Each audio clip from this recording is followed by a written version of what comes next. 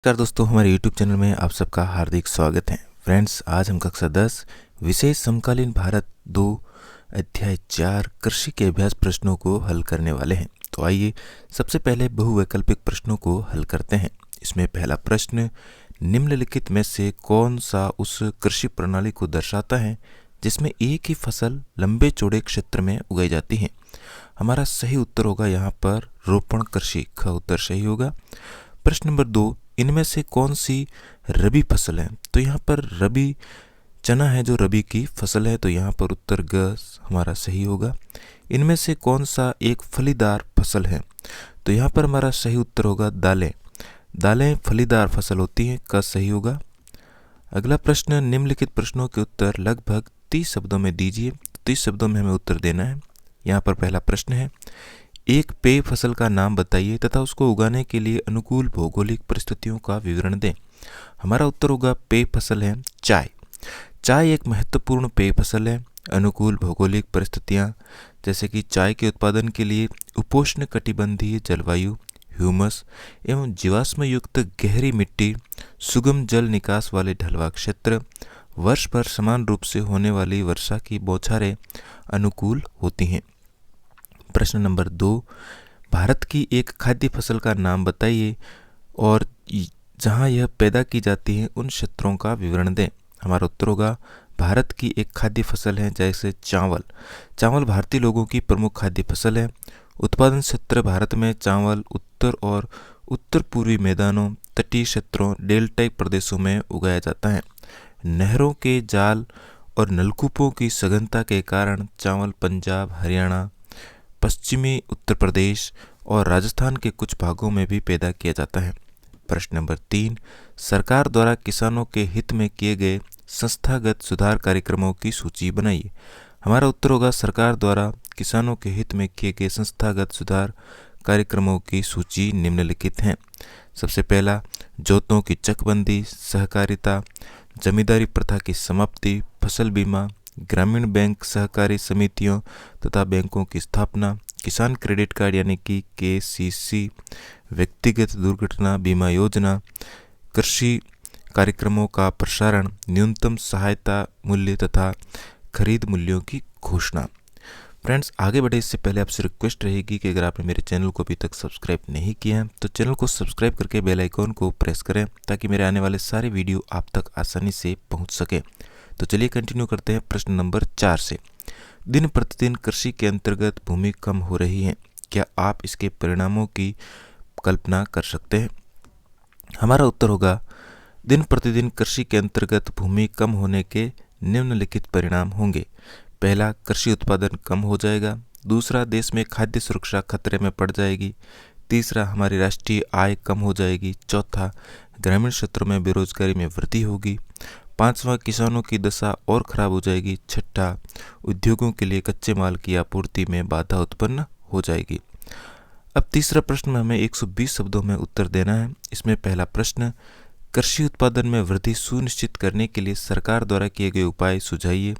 या इसी प्रश्न को हम इस प्रकार लिख सकते हैं, कृषि पैदावार बढ़ाने के लिए सरकार भारतीय किसानों को किस प्रकार सहायता कर रही है? किन्हीं 4 बिंदुओं को स्पष्ट कीजिए।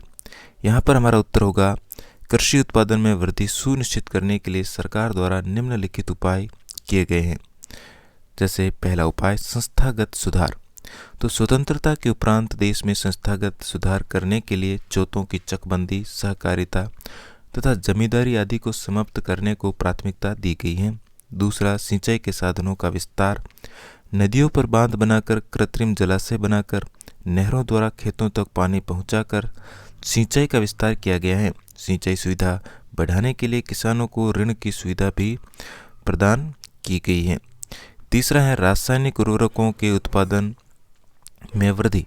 तो रासायनिक खाद उपलब्ध कराने के लिए कई उर्वरक कारखाने देश के विभिन्न भागों में स्थापित किए गए हैं। साथ ही उर्वरकों का आयात भी किया जाता है। चौथा है फसलों को बर्बादी को रोकना। तो कीड़ों, नाशक जीवों, फफूंदी, खरपतवार से फसलों को बचाने के लिए कीटनाशक, फफूंदी नाशक तथा खरपतवार नाशक दवाइयाँ उपलब्ध कराकर फसलों को बचाया जाने लगा है। पांचवा, व्यापक भूमि विकास कार्यक्रम। तो भारत में सन 1980 तथा 1990 के दशकों में व्यापक भूमि विकास कार्यक्रम में सूखा, बाढ़, चक्रवात, आग तथा बीमारी के लिए फसल बीमा के प्रावधान किए गए हैं और किसानों को कम दर पर ऋण उपलब्ध प्रदान करने के लिए ग्रामीण बैंकों, सहकारी समितियों और बैंकों की स्थापना की गई है। अन्य किसानों के लाभ के लिए किसान क्रेडिट कार्ड और व्यक्तिगत दुर्घटना बीमा योजना शुरू की गई है।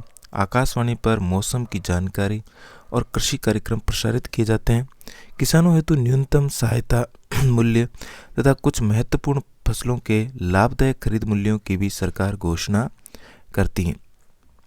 प्रश्न नंबर 2, भारतीय कृषि पर वैश्वीकरण के प्रभाव पर टिप्पणी लिखिए। उत्तर में हम लिखेंगे भारतीय कृषि पर वैश्वीकरण का प्रभाव। सबसे पहले, विश्व के विकसित देशों से स्पर्धा सन 1990 के बाद वैश्वीकरण के तहत भारतीय किसानों को अनेक नवीन चुनौतियों का सामना करना पड़ रहा है। चावल, कपास, रबड़, चाय, कॉफ़ी, जूट और मसालों का मुख्य उत्पादक होने के बावजूद भारतीय कृषि विश्व के विकसित देशों से स्पर्धा करने में असमर्थ है, क्योंकि उन देशों में कृषि को अत्यधिक सहायता दी जाती है। भूमि का निम्नीकरण होना। हरित क्रांति के दौरान रसायनों के अधिक प्रयोग, जलभृतों के सूखने और जैव विविधता विलुप्त होने के कारण भूमि का निम्नीकरण हुआ है। व्यापारिक कृषि किया जाना। भारत की निर्वाह कृषि ने व्यापारिक कृषि का रूप धारण कर लिया है। वर्तमान समय में भारतीय किसान उसी फसल के उत्पादन पर बल देते हैं जिससे उसे अधिकतम लाभ प्राप्त हो सके। नवीन तकनीकों का उपयोग। देश में कृषि उत्पादन बढ़ाने के लिए नवीन तकनीकों का प्रयोग किया जाने लगा है। परिणाम स्वरूप वर्तमान समय में किसान वर्ष में 2 से अधिक फसलें उगाने लगा है। सुधरे बीजों का उपयोग। देश में सुधरे बीजों के प्रयोग से कृषि उत्पादनों की गुणवत्ता बढ़ गई है, अतः किसानों को अपने उत्पादन का पहले से कहीं अधिक मूल्य प्राप्त होने लगा है। विदेशी व्यापार में वृद्धि होना। किसानों में कृषि उत्पादन बढ़ाने के लिए आपसी प्रतिस्पर्धा शुरू होने के फलस्वरूप कृषि उत्पादनों के विदेशी व्यापार में वृद्धि हो गई है। मशीनीकरण एवं फसल विविधीकरण। वैश्वीकरण के परिणाम स्वरूप कृषि का बड़े पैमाने पर मशीनीकरण किया गया, जिससे प्रति हेक्टेयर उत्पादन में असाधारण वृद्धि हुई है। फसलों के विविधीकरण होने के कारण किसान तरह तरह की फसलें उगाने लगे हैं। अगला प्रश्न है तीसरा, चावल की खेती के लिए उपयुक्त भौगोलिक परिस्थितियों का वर्णन कीजिए। इसको हम इस प्रकार भी प्रश्न में लिख सकते हैं कि भारत में चावल की कृषि के लिए भौगोलिक दशाओं का उल्लेख कीजिए। तो इन दोनों प्रश्नों का एक ही उत्तर होगा। उत्तर में हम लिखेंगे चावल की खेती के लिए उपयुक्त भौगोलिक परिस्थितियाँ। भारत में चावल की खेती खरीफ की फसलों के अंतर्गत की जाती है। चावल की खेती के लिए निम्नलिखित भौगोलिक परिस्थितियाँ अनुकूल रहती हैं। पहला, मिट्टी। चावल की कृषि के लिए डेल्टाई मिट्टी उपयुक्त मानी जाती है। फिर दूसरा है तापमान। चावल की खेती के लिए बोने से लेकर काटने तक की अवधि में उच्च तापमान यानी कि 25 डिग्री सेल्सियस से ऊपर तापमान की आवश्यकता होती है। वर्षा। चावल की कृषि के लिए 100 सेंटीमीटर से भी अधिक वर्षा अर्थात अधिक आर्द्रता की आवश्यकता होती है। चावल का पौधा 60 से 90 दिनों तक जल में डूबा रहना चाहिए, अतः इसके लिए पर्याप्त जल की आवश्यकता होती है। सस्ता श्रम।